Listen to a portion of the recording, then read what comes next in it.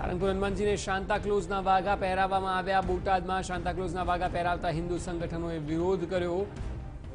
સારંગપુર હનુમાનજીને સાન્તાક્લોઝના કપડાં પહેરાવવામાં આવ્યા અને એમાં હિન્દુ સંગઠનોને એ વાતનું ખોટું લાગ્યું અને તેઓએ વિરોધ શરૂ કર્યો।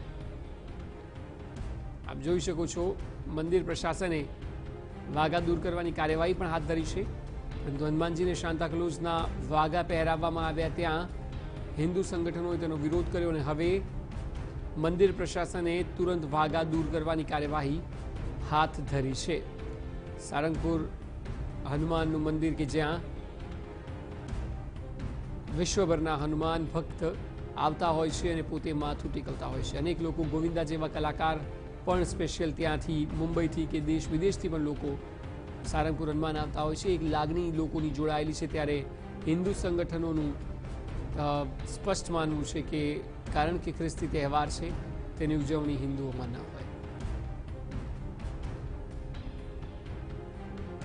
અને સાન્તાક્લોઝના વાઘા પહેરાવતા હિન્દુ સંગઠનોએ તેના વિરુદ્ધ એક રીતે બળવો પોકાર્યો અને મંદિર પ્રશાસને વાઘા બદલાવવાનો નિર્ણય લઈ લીધો।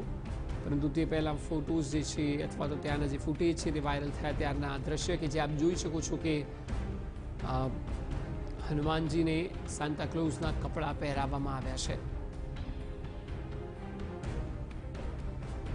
સમગ્ર મામલે વિરોધ થતાં હવે મંદિર પ્રશાસને નિર્ણય લીધો છે કે આ વાઘા દૂર કરવામાં આવશે અને તેની કાર્યવાહી પણ હાથ ધરાઈ છે।